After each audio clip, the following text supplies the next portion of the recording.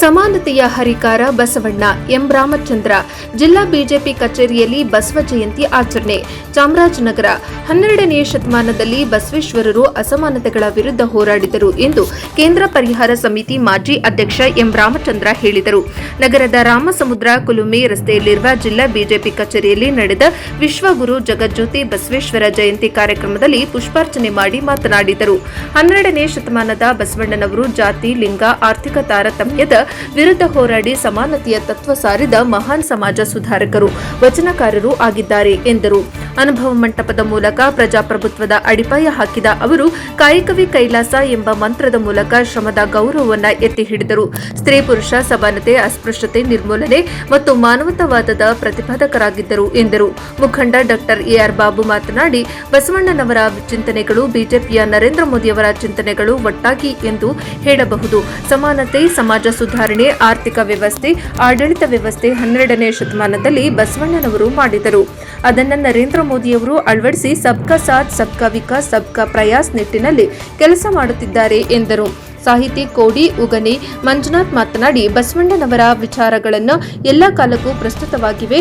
ಅವರ ವಿಚಾರಧಾರೆಗಳನ್ನು ಹೆಚ್ಚು ಹೆಚ್ಚು ಪ್ರಚುರಪಡಿಸಬೇಕು ಎಂದರು. ಒಬಿಸಿ ಮಾರ್ಚಾದ ರಾಷ್ಟ್ರೀಯ ಕಾರ್ಯಕಾರಿಣಿ ಸದಸ್ಯ ನೂರಂದು ಶೆಟ್ಟಿ ಮಾತನಾಡಿ, ಬಸವಣ್ಣನವರು 8ನೇ ವಯಸ್ಸಿನಲ್ಲಿ ಸಮಾನತೆಗಾಗಿ ಹೋರಾಡಿದರು, ಮಹಿಳೆಯರ ಸಮಾನತೆಗಾಗಿ ಪ್ರತಿಪಾದಿಸಿದರು ಎಂದರು.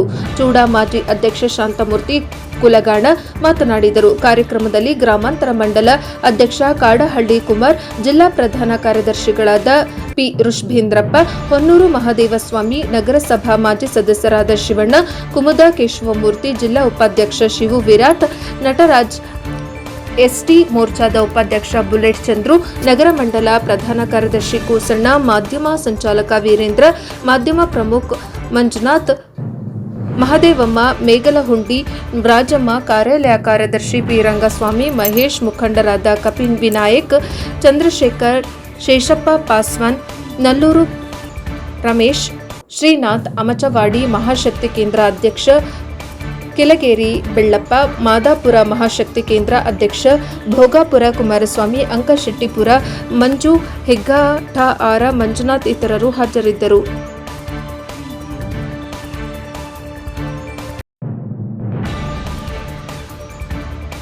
ವರದಿ ಹುಮ್ಮ ನಂಜುಂಡನಾಯಕ ಎನ್ಕೆಎಸ್ ಟಿವಿ4 ಚಾಮರಾಜನಗರ. ನಮಗೆಲ್ಲರೂ ಗೊತ್ತಿದೆ, ಇತಿಹಾಸ ಓದಿದ್ದೀವಿ ನಾವು. 8ನೇ ವರ್ಷದ ಬಾಲಕ ಜನಿವಾರವನ್ನ ಅದು ಉಪನಯನವನ್ನು ಮಾಡಲಿಕ್ಕೆ ತಯಾರಿ ಮಾಡ್ತಿದ್ದ ಸಂದರ್ಭದಲ್ಲಿ ನಮ್ಮ ಅಕ್ಕ ನಾಗಮ್ಮ, ನನಗಿಂತ ಹಿರಿಯಳು, ಅವಳಿಗೆ ಜನಿವಾರ ಹಾಕಿ ಅಂತ ಪ್ರತಿಭಟನೆ ಮಾಡಿ, ಇಲ್ಲ ಹೆಣ್ಮಕ್ಳಿಗೆ ಜನಿವಾರ ಇಲ್ಲ ಅಂತ ಸಂದರ್ಭದಲ್ಲಿ ಹೆಣ್ಮಕ್ಳಿಗೆ ಇಲ್ಲದ ಮೇಲೆ ನನಗೂ ಬೇಡ ಅಂತ ಬಾಲಕ 8ನೇ ವಯಸ್ಸಿಗೆ ಹೊರ ಬರ್ತಾನೆ. ನಾವೆಲ್ಲ 8ನೇ ವಯಸ್ಸಿಗೆ ಮಣ್ಣು ಕಲ್ಲು ಆಟ ಆಡ್ತಿದ್ದವ್ರು ನಾವು. ಎಂತ ಅದ್ಭುತವಾದ ಚಿಂತನೆ ಆವತ್ತಿತ್ತು ಅವರಿಗೆ. ಹೊರಗಡೆ ಬಂದು ಜಗತ್ತಿನ ವಿಚಾರಧಾರೆಗಳನ್ನ ಅರಿತು ಸಮಾಜದ ಅಂಕುಡೊಂಕುಗಳನ್ನ ತಿದ್ದಲಿಕ್ಕೆ ಮಾನಸಿಕವಾಗಿ ತಯಾರಾಗ್ತಾರೆ ಅವರು. ಆವತ್ತು ಜನಿವಾರವನ್ನು ಹೊಂದಿರ್ತಿದ್ದಂತ ಬ್ರಾಹ್ಮಣ ಇರ್ಬೋದು, ಜನಿವಾರವನ್ನು ಹೊಂದಿರ್ತಿರ್ತಕ್ಕಂಥ ವೈಶ್ಯ ಇರ್ಬೋದು, ಜನಿವಾರವನ್ನು ಹೊಂದಿರತಕ್ಕಂಥ ಕ್ಷತ್ರಿಯ ಇರ್ಬೋದು, ಈ 3 ವರ್ಗಗಳು ಉತ್ಪಾದಕ ವರ್ಗಗಳಲ್ಲ. ಉತ್ಪಾದಕ ವರ್ಗಗಳು ಕಾಯಕ ಸಮಾಜ. ಅವರಿಗೆ ಜನಿವಾರ ಇಲ್ಲ ಯಾಕೆ ಅಂತ ಪ್ರಶ್ನೆ ಮಾಡ್ತಿದ್ದಂತ ಆ ಯುವಕನ ಚಿಂತನೆ ಹೇಗಿತ್ತು ಯೋಚನೆ ಮಾಡಿ. ಈ ದೇಶದ ಸಂಸ್ಕೃತಿಯನ್ನ, ಈ ದೇಶದ ತತ್ವಗಳನ್ನ, ಈ ದೇಶದ ಆಧ್ಯಾತ್ಮಿಕ ಚಿಂತನೆಗಳನ್ನು ಕೂಡ ಅರೆದು ಕುಡಿದು ಪ್ರೌಢಾವಸ್ಥೆಗೆ ಬಂದಂತ ಸಂದರ್ಭದಲ್ಲಿ ಏನು ಅವತ್ತು ಬಿಜ್ಜಳನ ರಾಜ್ಯದಲ್ಲಿ ಮಹಾಮಂತ್ರಿಯಾಗಿ, ಪ್ರಧಾನಮಂತ್ರಿಯಾಗಿ ಜವಾಬ್ದಾರಿ ತಗೋತಾರೆ,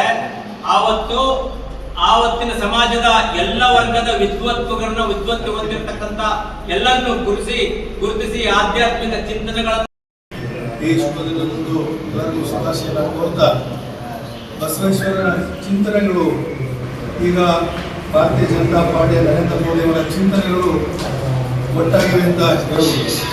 ಏನೋ ಸಮಾನತೆ, ಸಮಾಜ ಸುಧಾರಣೆ, ಆರ್ಥಿಕ ವ್ಯವಸ್ಥೆ, ಆಡಳಿತ ವ್ಯವಸ್ಥೆ ಏನೋ 12ನೇ ಶತಮಾನದಲ್ಲಿ ಬಸವಣ್ಣವರು ಮಾಡಿದ್ರು, ಅದನ್ನು ಈಗ ನರೇಂದ್ರ ಮೋದಿಯವರು ಅಳವಡಿಸಿ ಸಬ್ಕಾ ಸಾಥ್, ಸಬ್ಕಾ ವಿಕಾಸ್, ಸಬ್ಕಾ ಪ್ರಯಾಸ್ ಅಂತ ನಿಟ್ಟಿನಲ್ಲಿ ಕೆಲಸವನ್ನು ಮಾಡ್ತಾ ಇದ್ದಾರೆ. ಹಾಗಾಗಿ ನರೇಂದ್ರ ಮೋದಿ ಚಿಂತನೆಗಳು ಎಲ್ಲೇ ಹೋದ್ರು ಬಸವಣ್ಣವರ ಚಿಂತನೆಗಳು ಬಸವಣ್ಣವರ ಮಾನವತಾವಾದಿತ್ವ, ಬಸವಣ್ಣವರು ಮೊದಲಿಗೆ ಪ್ರಜಾಪ್ರಭುತ್ವವನ್ನು ಸ್ಥಾಪನೆ ಮಾಡಿದಂಥವ್ರು. ಜಾತಿ ವ್ಯವಸ್ಥೆಯನ್ನು ನಿರ್ಮೂಲನೆ ಮಾಡಬೇಕು, ಪ್ರತಿಯೊಬ್ಬರು ಅವರವರ ಲಿಂಗಧಾರಣೆಯ ಮೂಲಕ ದೇವಸ್ಥಾನಗಳಿಗೆ ಹೋಗಬಾರ್ದು ಅಂತೇಳಿ ಲಿಂಗಧಾರಣೆ ಮೂಲಕ ಇದು ಮಾಡಿದರು.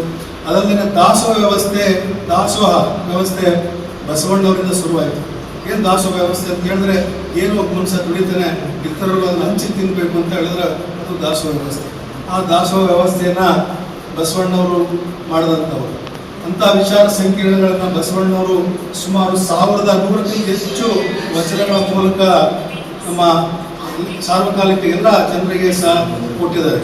ಎಲ್ಲ ಧರ್ಮಗಳು ಜಾತಿ ಭೇದ ಮರೆತು ಬಸವಣ್ಣವರ ಆದರ್ಶಗಳನ್ನು ಅಳವಡಿಸಿಕೊಂಡು ಮುಂದೆ ಸಾಗಿ ಸರ್ವ ಜನರಿಗೂ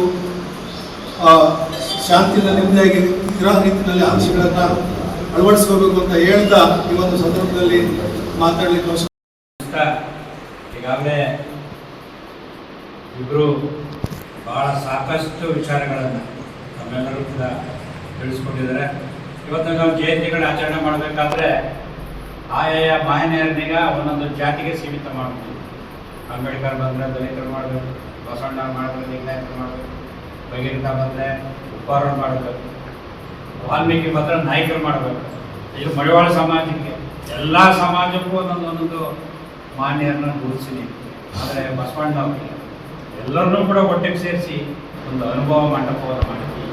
ಅಲ್ಲಿ ಎಲ್ಲ ಸಮಾಜದವರು ಸೇರಿ ಅದು ವೀರಶೈವ ಧರ್ಮ ಅಂತ ಮಾಡಿಸಿ, ಆ ಧರ್ಮದಲ್ಲಿ ಎಲ್ಲರೂ ಕೂಡ ಒಟ್ಟುಗೂಡಿ ಸ್ಥಾಪನೆ ಮಾಡಿದಂಥ ಮಹನೀಯರು ಬಸವಣ್ಣರು ತತ್ವಗಳನ್ನು ಕೂಡ ಇವತ್ತು ಅವ್ರು ಹೇಳಿದಾಗ ಇವತ್ತು ಕಾಯಕವೇ ಕೈಲಾಸ ಅನ್ನೋದನ್ನು ಬಸವಣ್ಣರು ಅವತ್ತೇ ಈ ಜಗತ್ತಿಗೆ ತಿಳಿಸ್ಕೊಟ್ಟಿದ್ರು.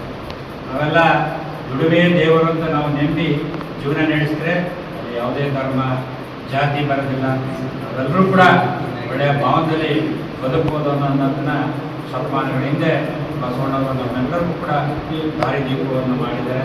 ಆ ಜ್ಯೋತಿಯ ಒಂದು ಇದನ್ನು ನಾವೆಲ್ಲ ಅಳವಡಿಸ್ಕೊಂಡು ಈ ನಾಗರಿಕ ಸಮಾಜದಲ್ಲಿ